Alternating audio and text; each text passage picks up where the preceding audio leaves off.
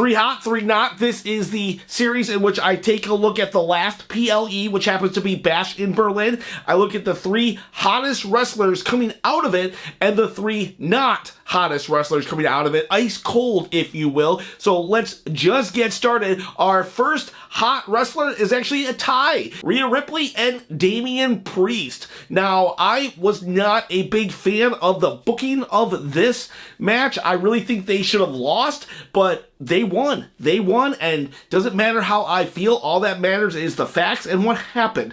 Rhea Ripley, Damian Priest. They came into this PLE looking very, very strong. They had a horrible SummerSlam, and since SummerSlam, though, they've just been on a tear. Only 1 week did they end up on the short end of the revenge stick. Otherwise, they've been beating up Judgment Day left and right. So here they come in, say, we're going to beat up Dominic Mysterio and Liv Morgan, and that's exactly what they do. And even the entire Judgment Day could not stop them. They beat up an entire faction. That's how powerful the Terror Twins are. They were turned on. They said, you know what? We're going to get revenge. And they got it. And so now they're coming out just looking like total dominant beasts. Damian Priest, Rhea Ripley, totally hot right now. And then on the flip side, our first not hot people, well, they're Judgment Day. Judgment Day. Wow, this was a bad outing. It's okay to lose. You know, the good guys should, at the end of the day, win. However, when you lose, you don't want to be buried. Dominic Mysterio, we know he's a chicken. We know he's a weakling. We know he's a loser, but it's funny when he wins and that he can brag about it, right? And so I really thought Finn Balor was going to get involved and Dominic would win very, you know, like a chicken heel, but he just lost. And so it's like, okay, he lost, but the problem with the loss was the entire Judgment Day came out to help. The entire Judgment Day was beat up by 2 people. That makes them so weak. Now, it's great for Damian Priest and Rhea Ripley, but it's horrible for Judgment Day, because where do they go from here? Their entire team as a unit could not beat 2 people. There's nowhere for them to go. I guess Finn Balor can still have a match with Damian Priest, but what does it matter? If they couldn't help Dominic Mysterio win, how are they going to help Finn Balor win? Because there's just, I just don't know. Great for Damian Priest and Rhea Ripley on the hot side, but terrible on the cold side, not hot side for Judgment Day. The next hot thing is this belt. Would you like to win this super hot, super sexy WWE Championship belt, or maybe one of the belts behind me? Of course you will. How do you do it? You comment below. Once I hit 10,000 subscribers, I'm going to give away a belt. Why am I doing this? So I can become a full-time YouTuber. I'm not kidding. That is the goal. Because this week alone, no joke, not exaggeration, I am scheduled for 72 hours at my day job. You know how many videos I'm going to not be able to produce this week? I hate having these ideas in my head and not having the time to do it. So I'm going to do what it takes to become full-time, give away belts, and whatever else it may be. Hopefully, though, after next week, things return to normal and I'll be able to produce more videos, but that's just a heads up. So if you don't see me for like 7 or 8 days, that's what's happening. I'm just too busy at my day job, but let's change that. Let's change that.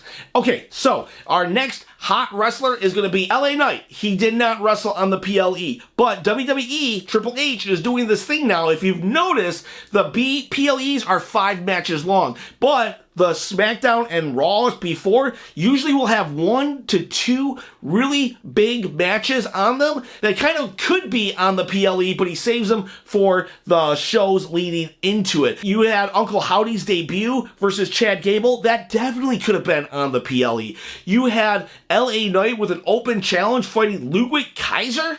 That could definitely be on the PLE, and I am putting LA Knight on this hot list because on the other side of Berlin, LA Knight's just been on fire. He is just like, I don't know, he just seems like he's really coming to his own once again. After his match with Roman in Saudi Arabia, he kind of fell off because of all the returns. CM Punk, Cody Rhodes finishing the story, The Rock coming into play.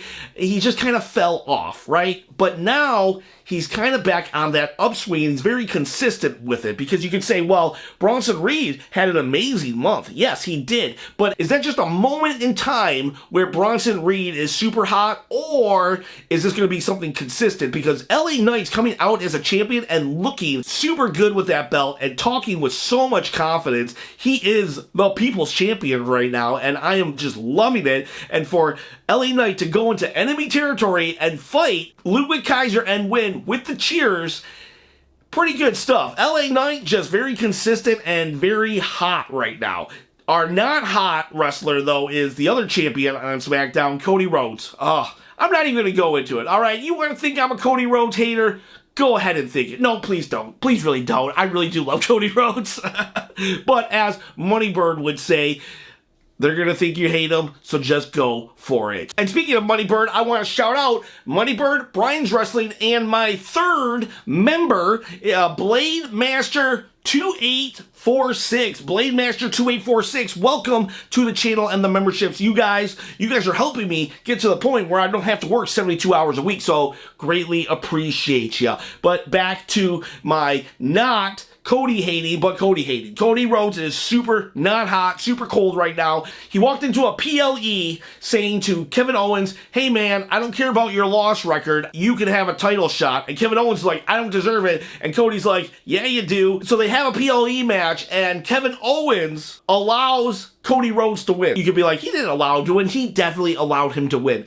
Cody Rhodes has a knee injury, and Kevin Owens, being such a good friend, doesn't capitalize. Give me a break. What is this? What are we doing here? This is professional wrestling. These guys should be out for blood for these titles, and Kevin Owens, the guy who will turn on his grandma to make an extra $10 on his paycheck, he decides, no, I'm not gonna hurt Cody's knee, and then he loses. Give me a break. Sympathy? That was so lame. That made Cody look weak. You will never see somebody have sympathy on the tribal chief Roman Reigns. They were out for blood with Roman, and he was out for blood back at them, but not with Cody. You're just such a nice young man. I'm gonna just let you keep your title. Cody Rhodes' title reign is already weak, and for them to write this into the script, not good. Does not look good at all. We are not going to remember fondly on Cody Rhodes' title reign. We're just going to be like, oh, he had some good matches, but we're not going to be like, we're not going to have these moments. We're not going to have these epic moments if they keep writing this. Because what would you rather say? Oh, could you believe when Sami Zayn turned on Roman Reigns after they did a beatdown of Kevin Owens? Or would you rather have this conversation? Can you remember when Kevin Owens wouldn't attack Cody Rhodes because he was hurt? Yeah, which title reign do you think is better? Based on those two statements. So I don't know. You can watch my last two Cody Rhodes videos if you want to see me go more in depth about how Cody's road is so weak and making him very, very uninteresting of a character right now. So let's just move forward, and our next hottest wrestler will be an interesting world champion, a tough world champion, if you will, that I will compare to even illustrate more why Cody Rhodes is like, right now. Not Cody Rhodes the human being, all right? I like Cody Rhodes the human being, and don't say, oh, well, they're just rating him poorly, because again, facts are facts. I don't have to like the facts, but I have to acknowledge the facts, and he's being written to be a poor champion. And Gunther, on the other hand, is written to be a strong champion. Here you got Gunther walking out to the ring, and Randy Orton confronts him, challenges him, and Gunther says, fine, okay. And they go and fight, and Gunther, his arm gets injured in the match, and what happens? Randy Orton keeps attacking it. Randy Orton doesn't care. He's like, ooh, I smell weakness. I smell blood in the water, and he attacks. He attacks Gunther's arm, and he attacks it, and he attacks it, and he attacks it, and then what does Gunther do? He perseveres, and he wins, and he becomes an even stronger, dominant champion, looking like a beast. All right? He is coming out of the PLE looking super hot. And if Randy Orton had pulled back because he was afraid that Gunther was hurt, then that would have made Gunther look weak. But no, Gunther, the champion, persevered and won. He found a way to win, and that That is how you come out looking super hot. The third not hot wrestler is actually someone that Gunther was fighting throughout the entire European tour. It was Ilja Dragunov. You're like, who? Exactly. Ilja Dragunov, super not hot, ice cold right now. I said that they were fighting in the dark matches, but if it's not on TV, I don't care what you say, it does not count. Ilja Dragunov is in his home continent. He is a legend in Europe. You know how they said that Gunther was a legend in Europe? So is Ilja Dragunov. Ilja Dragunov was an awesome NXT champion, a legend in Europe, had one of the best matches ever with Gunther on NXT UK years ago, and yet they just kept him off because he's been booked so weak since coming to the main roster months ago. He has done almost nothing. What are we doing with this guy? We know he's so good. We know he's so great. He has a PLE, Bash in Berlin, his home continent, where people will cheer the heck out of him, and he doesn't even appear on Raw?